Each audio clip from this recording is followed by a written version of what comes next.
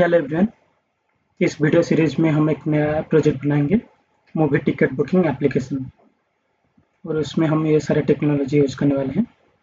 तो बैकएंड के लिए हम यूज़ करेंगे .NET फ्रेमवर्क जो कि हम C# के थ्रू डेवलप करेंगे। फिर डाटाबेस के लिए हम यूज़ करेंगे SQL डाटाबेस और डाटाबेस को बैकएंड में हम एंटिटी फ्रेमवर्क के थ्रू कनेक्ट करेंगे और फ्रंट एंड के लिए हम यूज़ करेंगे एंगुलर। तो ये सारे टेक्नोलॉजी को डेवलप करने के लिए हमारे पास ये कुछ प्री रिक्विजिट इंस्टॉलेशन होना चाहिए आपके सिस्टम में। तो विजुअल स्टूडियो के थ्रू आप बैकएंड डेवलप कर सकते हो और SQL सर्वर और SQL सर्वर मैनेजमेंट स्टूडियो के थ्रू आप डाटाबेस को देख सकते हो, व्यू कर सकते हो और कनेक्ट कर सकते हो। और Node.js, Angular CLI और VS कोड चाहिए हमें Angular डेवलप करने के लिए। तो ये सारे एप्लीकेशंस आपके सिस्टम में इंस्टॉल होना चाहिए। फिर इस एप्लीकेशन का आर्किटेक्चर डायग्राम हम थोड़ा देख लेते हैं कि इसमें क्या क्या हम बनाएंगे। तो डाटाबेस में हम 5 टेबल बनाएंगे। मूवी टेबल जिसमें मूवी का डाटा स्टोर होगा, थिएटर टेबल जिसमें थिएटर का डाटा स्टोर होगा और शो टेबल जिसमें कौन सा थिएटर में कौन सा मूवी है उसका शो का डिटेल स्टोर होगा। और टिकट टेबल में हम यूजर जो भी टिकट बुक किया है वो स्टोर करेंगे और यूजर टेबल में यूजर इन्फॉर्मेशन स्टोर करेंगे। फिर हम अपना वेब एपीआई में 5 कंट्रोलर बनाएंगे जिसके थ्रू ये हम 5 डाटाबेस का जो टेबल है उसके लिए गेट, पोस्ट और पुट और डिलीट ऑपरेशन परफॉर्म करेंगे। फिर हम एंगुलर यूआई में बहुत सारे पेज व्यू बनाएंगे। तो एडमिन का मूवी व्यू में हम एडमिन मूवी को अपडेट कर सकता है, ऐड कर सकता है और डिलीट कर सकता है और मूवी लिस्ट को देख सकता है, ये बनाएंगे। ऐसे ही सेम थिएटर के लिए एडमिन का सोर्स के लिए ये सारे ऑपरेशन करने के लिए पेज व्यू बनाएंगे।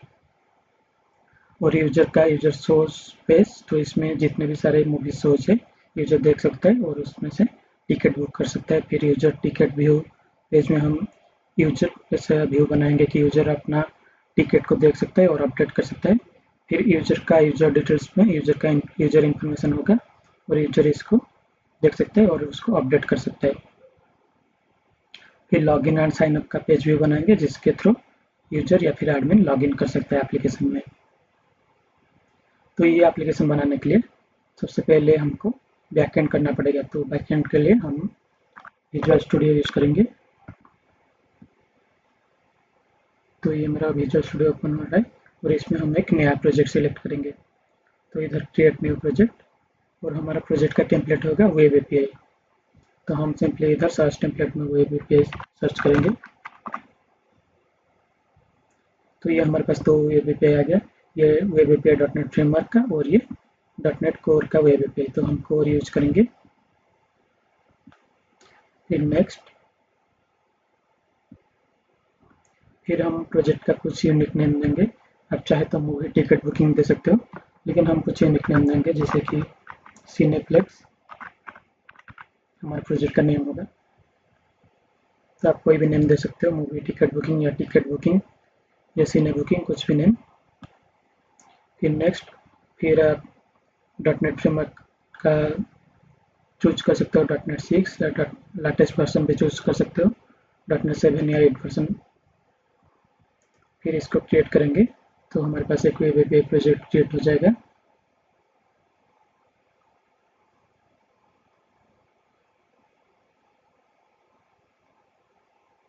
तो ये हमारे पास एक वेब एपीआई प्रोजेक्ट क्रिएट हो गया और इसका सोल्यूशन में अगर हम देखेंगे तो बाय डिफॉल्ट वेदर फोरकास्ट का मॉडल आया है और कंट्रोलर्स में वेदर फोरकास्ट का कंट्रोलर आया है। तो ये दोनों को हम डिलीट कर सकते हैं।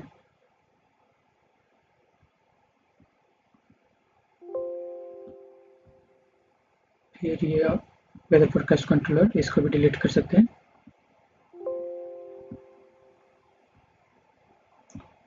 तो अब हम अपना सिनेप्लेक्स प्रोजेक्ट में सारा मॉडल्स ऐड करेंगे। तो मॉडल्स को हम कहाँ स्टोर करेंगे, एक न्यू फोल्डर में। तो इसके लिए ऐड न्यू फोल्डर। तो हमारा फोल्डर का नेम होगा मॉडल्स और इसमें हम सारा मॉडल्स ऐड करेंगे। तो सबसे पहले मॉडल क्लास ऐड करेंगे हम मूवी के लिए। तो इधर ऐड न्यू क्लास, तो हमारा क्लास का नेम होगा मूवी। फिर सेम वही ऐड न्यू क्लास थिएटर के लिए हम और एक क्लास ऐड करेंगे, थिएटर।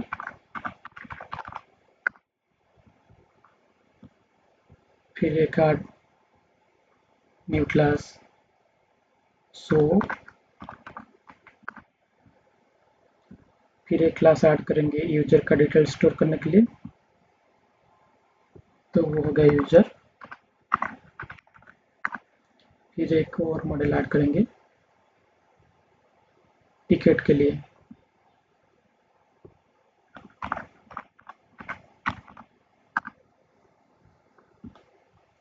अब हम सारे मॉडल्स में इसमें क्या क्या प्रॉपर्टी स्टोर होगा वो देखेंगे। तो इधर मैंने कुछ डिफ़ॉल्ट प्रॉपर्टीज लिया है जो चाहिए हमें, तो अगर आप चाहो तो और भी एक्स्ट्रा प्रॉपर्टी ऐड कर सकते हो। तो सब में जितना भी बाय डिफ़ॉल्ट जितना भी प्रॉपर्टी चाहिए वो सब हम पहले लेंगे। अगर हम फ्रंट एंड करते टाइम देखेंगे कि हमें और कुछ प्रॉपर्टीज का ज़रूरत है तो हम उसको बाद में ऐड करेंगे, लेकिन अभी के लिए हम सिर्फ गेस कर सकते हैं कि कौन सा प्रॉपर्टी चाहिए और उसी को ऐड कर सकते हैं। तो सबसे पहले मूवी का प्रॉपर्टीज ऐड करते हैं। तो सबसे पहले प्राइमरी की होना चाहिए, तो इधर हमारा आ जाएगा प्राइमरी की आईडी, पब्लिक इंट आईडी। फिर हमारा आ जाएगा नेम, पब्लिक स्ट्रिंग नेम।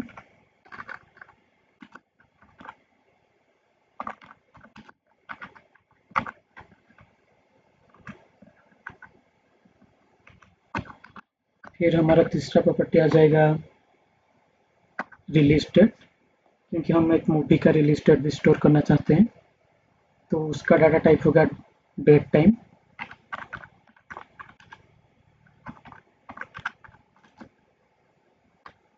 तो इधर आपका डाटा टाइप आप स्ट्रिंग में स्टोर कर सकते हो वो डेट को, या फिर डेट टाइम में भी स्टोर कर सकते हो। तो इसका नेम हम देंगे रिलीज।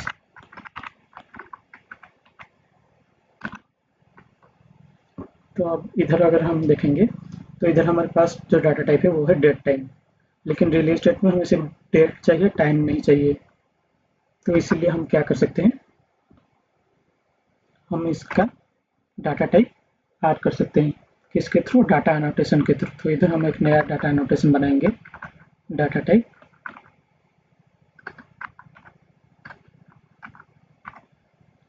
तो ये कौन सा लाइब्रेरी यूज करेगा? डाटा एनोटेशन की लाइब्रेरी यूज करेगा, उस लाइब्रेरी को ऐड कर लेंगे। फिर इधर हम डिफाइन कर सकते हैं कि ये हमारा डेट है, तो इधर हम डाटा टाइप डॉट डेट। तो ये क्या करेगा हमारे लिए, सिर्फ रिलीज डेट का जो डेट टाइम आया हुआ है उसका सिर्फ डेट स्टोर करेगा, टाइम के नेगलेक्ट कर लेगा। तो ये हमारा मूवी का क्लास बन गया, आईडी नेम रिलीज डेट। अगर आप और कुछ प्रॉपर्टी ऐड करना चाहोगे तो ऐड कर सकते हो। नेक्स्ट हम सिमिलरली ऐड करेंगे थिएटर के लिए। तो थिएटर के लिए सबसे पहले ऐसे ही हम पहले एक आईडी जनरेट करेंगे, क्योंकि आईडी हमेशा चाहिए हमको एज ए प्राइमरी की। नेक्स्ट और क्या क्या ऐड कर सकते हैं थिएटर में, हम थिएटर का नेम भी ऐड कर सकते हैं। फिर थिएटर कौन सा सिटी में अवेलेबल है वो ऐड कर सकते हैं।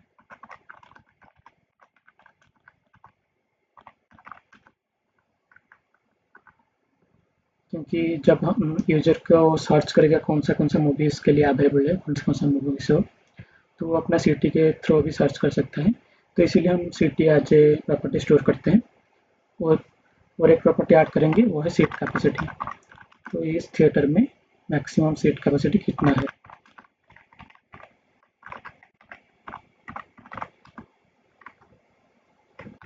तो ये हमारा थिएटर क्लास भी बन गया।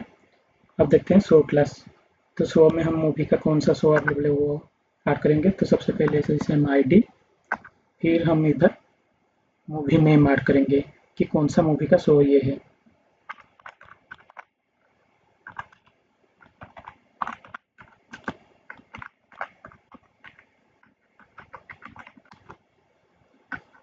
लेकिन मूवी का नेम कभी-कभी दो मूवी का नेम सेम भी हो सकता है। उसके लिए हम ऐड करेंगे मूवी आईडी, जो कि हमेशा यूनिक होगा क्योंकि वो प्राइमरी की है। तो सेम वही हम थिएटर के लिए भी ऐड करेंगे।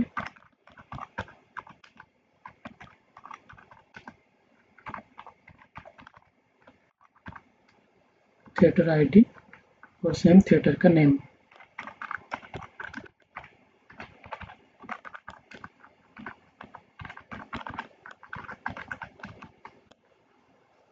तो ये हम मूवी और थिएटर का इंफॉर्मेशन ऐड कर लिए। और क्या क्या ऐड कर सकते हैं, इस शो का प्राइस क्या होगा फॉर इंडिविजुअल टिकट, तो इसको भी ऐड कर सकते हैं। पब्लिक ये प्राइस,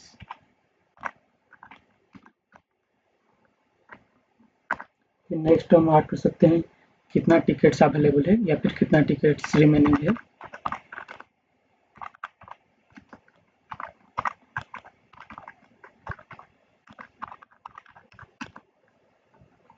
और क्या ऐड कर सकते हैं, शो का टाइमिंग ऐड करना पड़ेगा, कौन सा टाइम का शो है, कौन सा डेट का और कौन सा टाइम का।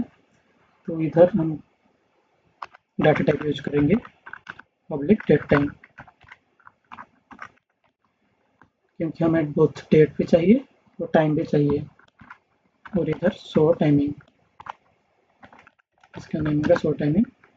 तो ये हमारा शो क्लास बन गया। तो इस शो क्लास को आप और भी अगर कुछ प्रॉपर्टी चाहिए तो बना सकते हो। और इधर आप मूवी आईडी को स्टोर कर सकते हो और मूवी नेम को स्टोर कर सकते हो, क्योंकि यूजर जब अपना शो को देखेगा तो वो मूवी नेम को देखेगा और थिएटर नेम को देखेगा। आप ऐसा भी कर सकते हो, मूवी सिर्फ मूवी आईडी को स्टोर कर सकते हो अपना शो टेबल में और उसके थ्रू रिटाइप कर सकते हो मूवी नेम को, लेकिन वो थोड़ा कॉम्प्लेक्स प्रोग्राम हो जाएगा। हर टाइम आपको मूवी आईडी के थ्रू मूवी नेम फाइंड करना पड़ेगा। सिमिलरली थिएटर आईडी के through theatre name mark find करना पड़ेगा। तो आप इधर डायरेक्टली मूवी नेम और थिएटर नेम भी स्टोर कर सकते हो। और सिमिलरली ऐसे ये जो मूवी आईडी जो आ रहा है वो मूवी टेबल से आ रहा है, तो ये इधर एक एज ए फॉरेन की भी ऐड कर सकते हो। लेकिन फॉरेन की से अगर आप ऐड करोगे तो इसमें आपको, जब आप एंटिटी फ्रेमवर्क यूज करके डाटाबेस में ऐड करोगे तो उधर आपका प्रॉब्लम हो सकता है। तो इसीलिए हम प्रोग्राम को ज़्यादा कॉम्प्लेक्स नहीं बनाएंगे, simply movie ID movie name ये सारे स्टोर कर लेंगे। अब जो नेक्स्ट क्लास है वो है यूजर क्लास। तो इसमें यूजर का कुछ इन्फॉर्मेशन रखेंगे, सिमिलरली वही आईडी नेम, फिर यूजर का यूजर नेम,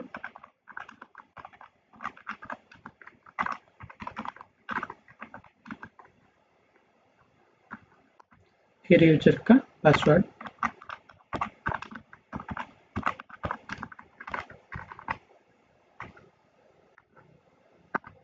और क्या यूजर का स्टोर कर सकते हैं, यूजर के बारे में और कुछ भी आप स्टोर कर सकते हो, सिटी सिटी के थ्रू आप देख सकते हो, या उसका एड्रेस या और कुछ, फ़ोन नंबर, या फिर जो उसका ईमेल।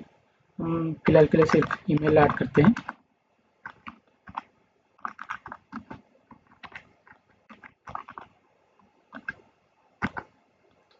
और इस ईमेल को हम इसका डाटा नोटेशन भी दे सकते हैं।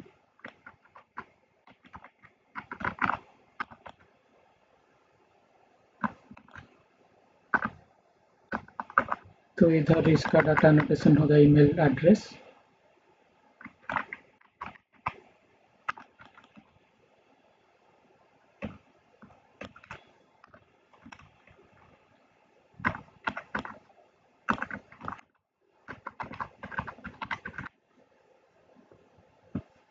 तो ये जब आप ये डाटा एनोटेशन ऐड कर लोगे, data type dot email address, तो जब आप डाटाबेस में स्टोर करोगे तो सिर्फ ये email address, valid email address को स्टोर करेगा, नहीं तो एरर दिखाएगा। तो इसको आप इस डाटा एनोटेशन को यूज कर सकते हो या फिर इसको कमेंट कर सकते हो, क्योंकि अभी हम प्रोग्राम को बहुत बार डिबग करेंगे और चेक करेंगे, तो हर बार आपको एक वैलिड ईमेल एड्रेस देना पड़ेगा। तो आप इसको कमेंट भी कर सकते हो और जब पूरा प्रोजेक्ट खत्म होगा तो इसको एक वैलिड ईमेल एड्रेस का डाटा नोटेशन दे सकते हो।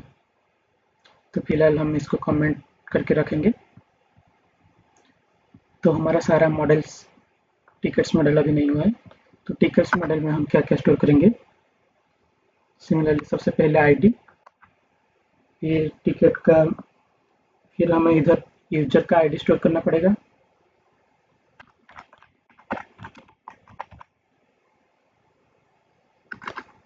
और लिखेंगे यूजर आईडी।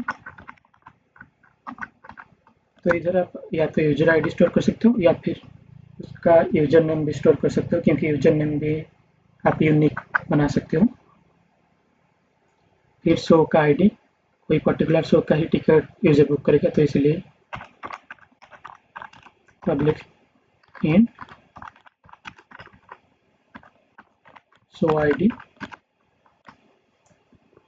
फिर हम नेक्स्ट और क्या स्टोर कर सकते हैं, शो के डिटेल्स भी स्टोर कर सकते हैं, जैसे कि कौन सा मूवी का नेम क्या था और थिएटर क्या था, ताकि यूजर को पता चलेगा टिकट देख के कि कौन सा मूवी का है और कौन सा थिएटर का है। तो आप इसको शो आईडी से भी रिट्रीव कर सकते हो या फिर इधर डायरेक्टली टिकट में भी स्टोर कर सकते हो। तो हम इधर डायरेक्टली स्टोर करेंगे पब्लिक स्ट्रिंग मूवी नेम,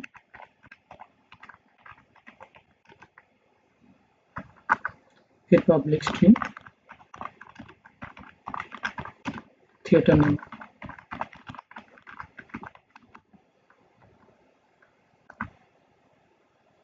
फिर डेट टाइम भी चाहिए। टिकट में ये शो करेगा कि कौन सा डेट का टिकट है और कौन सा टाइम का।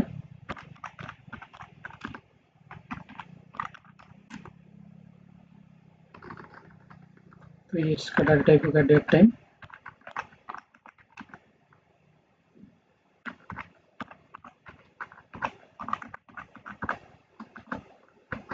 और क्या स्टोर कर सकते हो कि यूजर एक साथ मल्टीपल टिकट्स भी बुक कर सकता है, इसीलिए हम नंबर ऑफ टिकट को भी स्टोर करेंगे।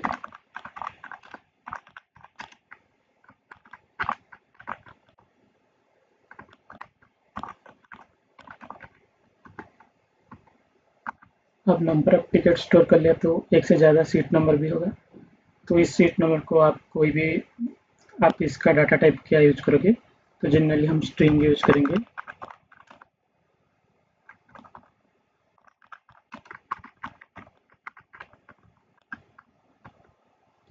तो इधर जब हम सीट नंबर स्टोर करेंगे तो एक से ज़्यादा सीट नंबर स्टोर करेंगे, लेकिन हमारे पास ऐसा कोई डाटा टाइप नहीं है कि जो जिसको पता हो कि हम कितने सीट एक्चुअली इसमें बुक होगा।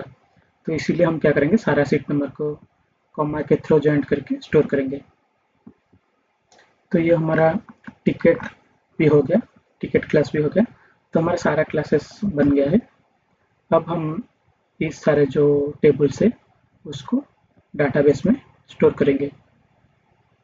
तो उसके लिए हमें चाहिए एंटिटी फ्रेमवर्क। तो सबसे पहले हम इंस्टॉल कर लेंगे एंटिटी फ्रेमवर्क। तो इधर आप टूल्स में जाके न्यूजेट पैकेज मैनेजर का न्यूजेट पैकेज मैनेजर सॉल्यूशन पे जा सकते हो और उधर से एंटिटी फ्रेमवर्क का पैकेजेस इंस्टॉल कर सकते हो। तो इधर मैं सर्च करूँगा एंटिटी फ्रेमवर्क। तो सबसे पहले इधर मेरा एंटिटी फ्रेमवर्क कोर आ गया। तो इधर आप इसका वर्जन चूज कर सकते हो, क्योंकि मैं .NET 6 का प्रोजेक्ट यूज कर रहा हूँ। तो ये सबसे अच्छा कंपैटिबिलिटी .NET 6 वर्जन के साथ होगा। तो इसीलिए मैं .NET 6 के लिए एंटिटी फ्रेमवर्क कोर भी 6 वर्जन यूज करूँगा।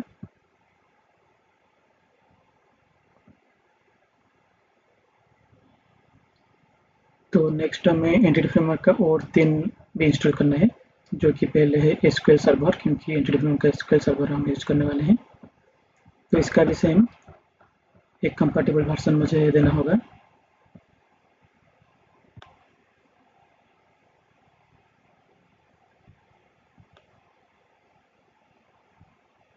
फिर ये एंटिटी फ्रेमवर्क को .design वाला, तो वही सेम प्रोजेक्ट सिलेक्ट करके इसका वर्जन चूज करूँगा।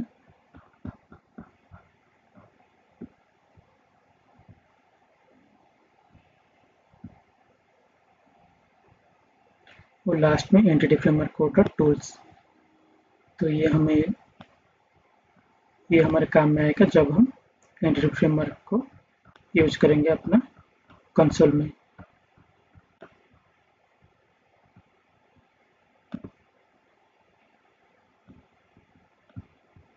तो ये हमारे सारा पैकेजेस अब इंस्टॉल हो गया, एंटिटी फ्रेमवर्क का 4 पैकेजेस। तो आप इधर इंस्टॉल में भी एक बार चेक कर सकते हो क्या क्या इंस्टॉल हुआ है। तो एंटिटी फ्रेमवर्क कोर हो गया, डिजाइन हो गया, एसक्यूएल सर्वर हो गया और टूल्स हो गया। तो हमारा सारा पैकेजेस इंस्टॉल हो गया। अब हमको एंटिटी फ्रेमवर्क को यूज करने के लिए हमें चाहिए एक कनेक्शन स्ट्रिंग। तो इधर मैंने सारा फाइल्स को सेव कर लिया।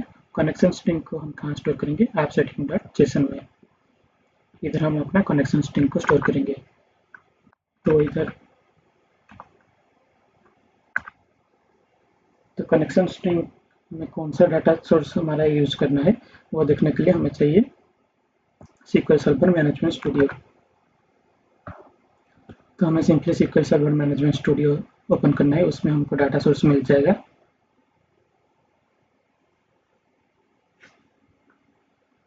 तो इधर कनेक्शन स्ट्रिंग का सबसे पहले हमें दो चीज़ देना पड़ेगा कि हमारा डिफ़ॉल्ट कनेक्शन स्ट्रिंग क्या है और हमारा जो प्रोवाइडर है जो कि हम SQL सर्वर यूज़ कर रहे हैं वो। सबसे पहले हम डिफ़ॉल्ट कनेक्शन स्ट्रिंग का नेम देंगे। सपोज मैं अपना कनेक्शन स्ट्रिंग का नेम दूंगा माय डिफ़ॉल्ट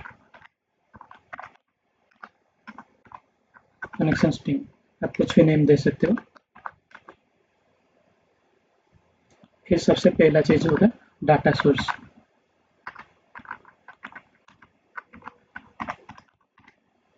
तो डाटा सोर्स क्या होगा, हमारा SQL सर्वर मैनेजमेंट में हमें अपना डाटा सोर्स मिल जाएगा। तो इधर मेरा SQL server management studio open हो गया है। तो ये मेरा डाटा सोर्स है। तो मैं सिंपली इसको कॉपी करूँगा जो मेरा लैपटॉप 65 है सर्वर में, और इसको कनेक्ट करूँगा।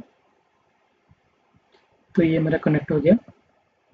तो इस डाटा सोर्स को मैं यूज करूँगा इधर कनेक्शन स्ट्रिंग में लैपटॉप 65। नेक्स्ट हमारा इनिशियल कैटलॉग।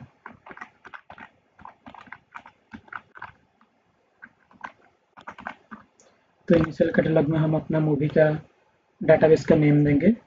सपोज मैं दूंगा मूवी डीबी। तो आप कुछ भी नेम दे सकते हो इस आपका एप्लीकेशन का डाटाबेस का, मूवी डीबी या फिर टिकट डीबी या फिर और कुछ। फिर जो नेक्स्ट होगा वो होगा ट्रस्टेड कनेक्शन।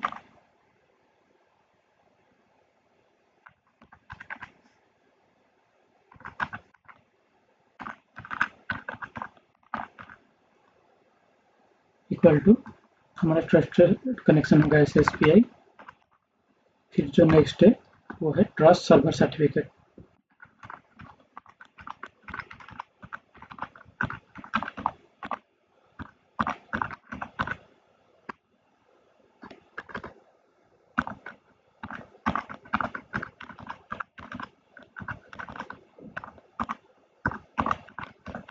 तो हमारा ट्रस्ट सर्वर सर्टिफिकेट हम बाय डिफ़ॉल्ट ट्रू देंगे।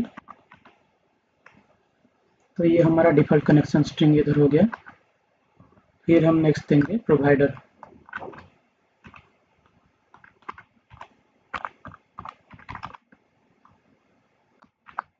तो हमारा प्रोवाइडर होगा SQL क्लाइंट। तो वो होगा सिस्टम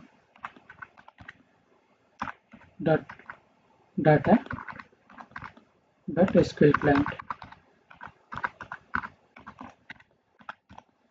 तो ये होने के बाद हमारा कनेक्शन स्ट्रिंग हम स्टोर कर लिए। फिर इसको सेव कर लेना। तो आप सेटिंग डॉट जेसन में हम अपना कनेक्शन स्ट्रिंग स्टोर कर लिए, जो कि कुछ इस तरह से दिखता है। डाटा सोर्स हमारा, डाटा सोर्स का नेम, इनिशियल कैटलॉग हमारा डाटाबेस का नेम, और ट्रस्टेड कनेक्शन में हमारा आ जाएगा SSPI। तो इधर ट्रस्टेड कनेक्शन के बीच में आपको स्पेस नहीं देना है। फिर हमारा ट्रस्ट सर्वर सर्टिफिकेट जो कि है ट्रू। तो इसको सेव करने के बाद हम ये start application dot set application app setting Jason से कनेक्शन स्ट्रिंग को रिट्रैप करके प्रोग्राम डॉट CS में यूज कर सकते हैं। लेकिन उससे पहले हमको एक DB कॉन्टेक्स्ट बनाना पड़ेगा। तो हम फिर से ओपन करेंगे अपना सोल्यूशन एक्सप्लोरर, और इधर मॉडल्स में हम स्टोर करेंगे हमारा डाटाबेस कॉन्टेक्स्ट को। तो इधर ऐड न्यू क्लास। तो DB कॉन्टेक्स्ट का नेम हम कुछ भी दे सकते हैं, मूवी कॉन्टेक्स्ट या फिर टिकट कॉन्टेक्स्ट या फिर माई डाटाबेस कॉन्टेक्स्ट। तो मैं इधर सिंपली मूवी कॉन्टेक्स्ट दूंगा।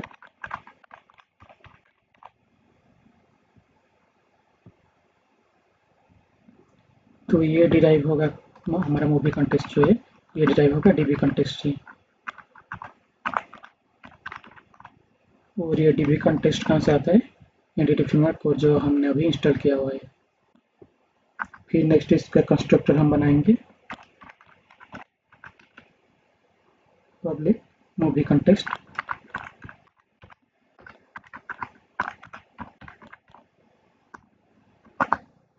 और इधर डिफ़ॉल्ट ऑप्शन बनाएंगे जो कि हमारा होगा DB कॉन्टेक्स्ट ऑप्शंस। और ये ऑप्शंस होगा मूवी कॉन्टेक्स्ट का।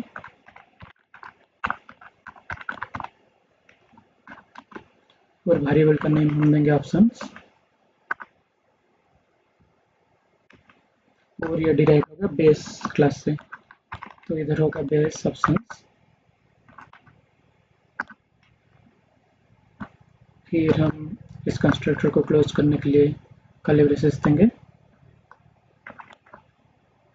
फिर ये हमारा कंस्ट्रक्टर बन गया। अब हम बनाएंगे डाटाबेस डीबी सेट्स। तो ये पहले हम डाटाबेस सेट्स बनाएंगे मूवीज़ के लिए। तो मूवी टेबल के लिए हमारा डीबी सेट आ गया मूवीज़। सिमिलरली हम दूसरे टेबल के लिए बनाएंगे डीबी सेट्स। तो थिएटर के लिए same public dB set.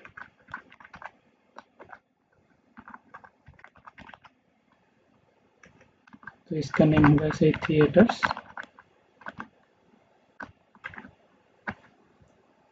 Same इसको कॉपी करके हम दूसरे डीबी सेट्स के लिए भी बना सकते हैं। फिर नेक्स्ट डीबी सेट हम क्रिएट करेंगे, और 3 चाहिए हमें 3 क्लास के लिए। तो नेक्स्ट सोर्स के लिए एक डीबी सेट चाहिए।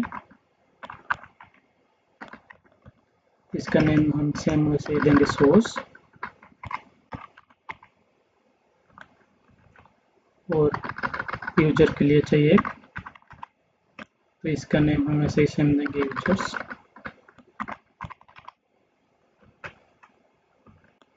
फिर एक टिकट के लिए चाहिए, तो इसका नेम हम देंगे टिकट्स।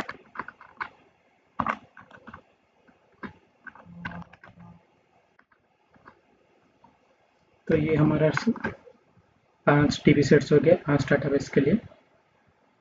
तो ये सारे हमारे लिए टेबल क्रिएट करेगा। तो अब इसको सेव करके अब हम ये जो डीबी सेट है और जो कनेक्शन स्ट्रिंग हमने अभी लिखा था उसको यूज करेंगे हमारा program.cs में। तो इधर एक न्यू सर्विस ऐड करेंगे, builder.services.addDBContext।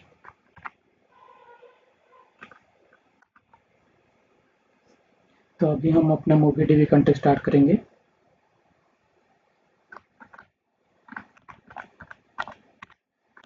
और ये मूवी कंटेक्स्ट आता है हमारा मॉडल्स फोल्डर में है।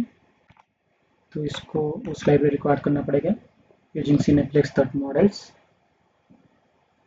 नेक्स्ट इसका भी हम ऑप्शंस बनाएंगे।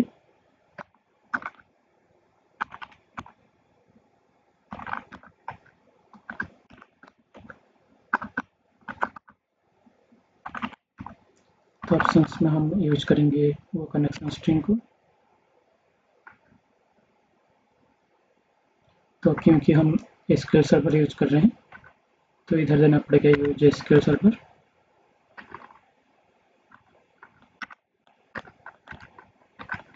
और ये कहाँ से आएगा, ये सेम वही एंटिटी फ्रेमवर्क क्लास से आएगा। तो हमें वो लाइब्रेरी भी यूज करना पड़ेगा यूजिंग एंटिटी फ्रेमवर्क को। फिर एसक्यूएल सर्वर के अंदर हम अपना पास करेंगे कनेक्शन स्ट्रिंग, जो कि मेरा कॉन्फ़िगरेशन के अंदर है, आप सेटिंग डॉट जेसन के अंदर है। तो इधर मुझे कॉन्फ़िगरेशन स्ट्रिंग आने के लिए builder dot configuration dot get connection string, और इधर मुझे कनेक्शन स्ट्रिंग का नेम देना पड़ेगा डबल कोट के अंदर। फिर इधर सेमीकोलन और इधर हमारे लास्ट में एंड होने के टाइम सेमीकोलन। तो इधर हम आप सेटिंग डॉट जेसन से जो कनेक्शन स्ट्रिंग का नेम दिए थे उसको लाएंगे। तो इधर मैंने दिया था हमारा डिफॉल्ट कनेक्शन स्ट्रिंग। तो सिंपली इसको कॉपी करके इधर हमारे program.cs में, तो ये क्या करेगा, ये कनेक्शन स्ट्रिंग लाएगा कॉन्फ़िगरेशन से और उसको यूज करेगा हमारा एसक्यूएल सर्वर में। तो अब ये सारे फाइल्स को सेव करके हम अपना एंटिटी फ्रेमवर्क को चेक करेंगे कि ये काम कर रहा है कि नहीं। तो उसके लिए हम क्या करेंगे, टूल्स पे जाएंगे, न्यू गेट पैकेज मैनेजर का कंसोल ओपन करेंगे। तो सबसे पहले हम चेक करेंगे इनेबल माइग्रेशंस। तो इससे हम चेक करेंगे कि अगर माइग्रेशन इनेबल है कि नहीं। तो हमारा माइग्रेशन इनेबल है कि मतलब अभी हम नया माइग्रेशन ऐड कर सकते हैं। तो ऐड माइग्रेशन,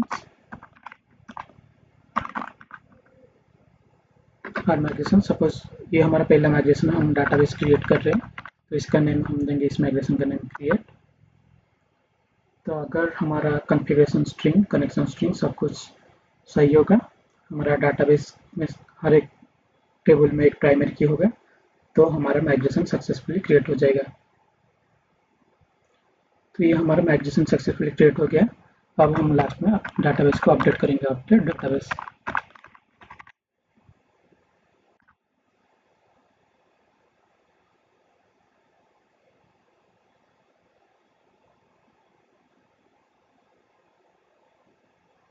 तो ये सक्सेसफुली डाटाबेस अपडेट हो गया।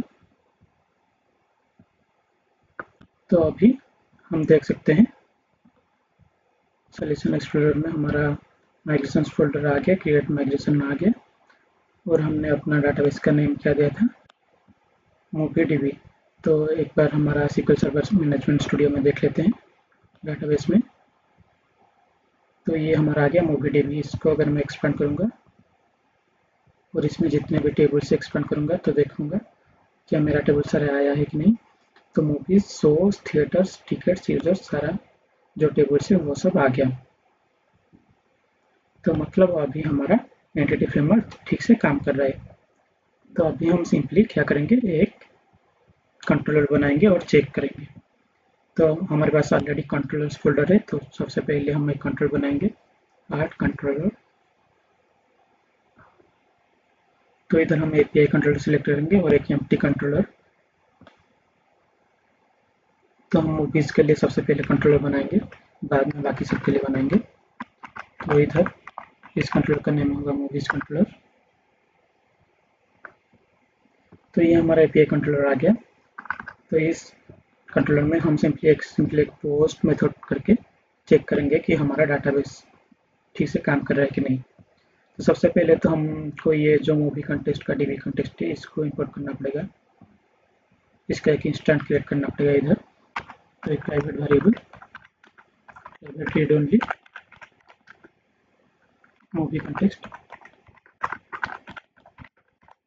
और इसका लाइब्रेरी होगा मॉडल्स, फोल्डर में ये है, और इसका नेम सपोज मैं दूंगा ऐसा कुछ कंटेक्स्ट।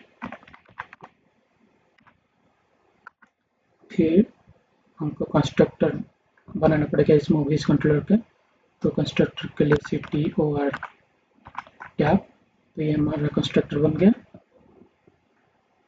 फिर मूवी कंटेस्ट को इधर हम डिपेंडेंसी इंजेक्शन करेंगे कंस्ट्रक्टर में। तो ये हमारा एक टेक्स्ट वेरिएबल इधर भी आ गया। अभी हम असाइन करेंगे हमारा प्राइवेट वेरिएबल कंटेस्ट को इस लोकल कंटेस्ट में। तो अभी हम इस कंटेस्ट को यूज करके सबसे पहले एक मूवी ऐड करके देख लेते हैं। तो सबसे पहले हम एक HTTP पोस्ट मेथड बनाएंगे।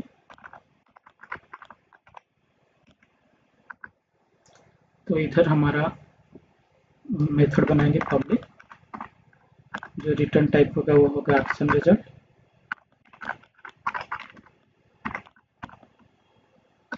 और रिटर्न करेंगे एक मूवी, और इसका नेम हम देंगे आर मूवी। इधर पैरामीटर में हम एक मूवी का एक इंस्टेंस लेंगे और उसको ऐड करेंगे। तो ये हमारा मूवी ऐड, सबसे पहले हम क्या करेंगे, कॉन्टेक्स्ट में मूवी को ऐड करेंगे। तो इधर कॉन्टेक्स्ट, और इधर हमारा DB सेट्स का नेम है मूवीज, जो हमने बनाया था DB sets movies dot add. तो ऐड वाला मेथड को यूज करके हम मूवी को ऐड करेंगे। Next context dot save changes,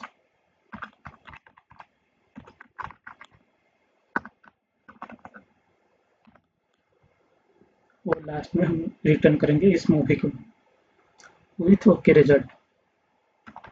तो इधर आ जाएगा रिटर्न ओके, और इधर आ जाएगा वही सेम मूवी।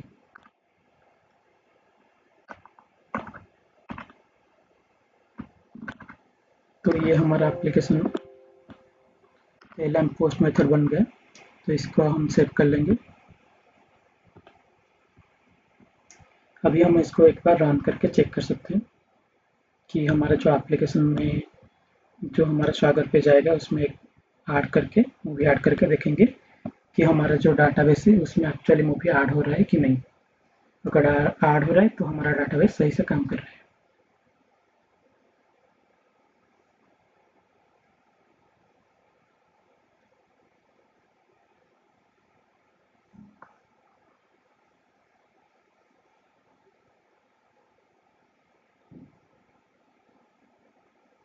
तो ये मेरा डिफ़ॉल्ट स्वागत पेज ओपन हो गया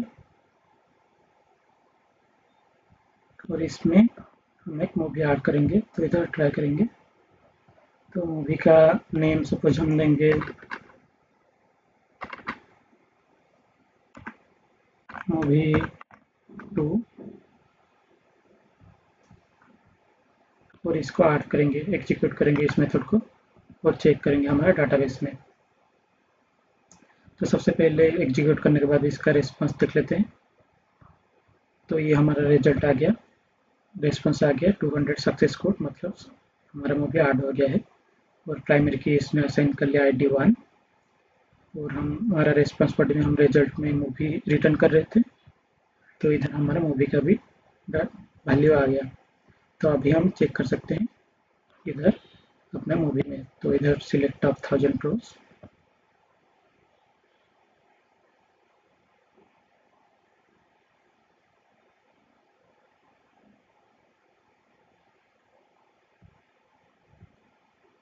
तो ये हमारा मूवी आ गया जो हमने अभी ऐड किया था, मतलब हमारा डाटाबेस ठीक से काम कर रहा है।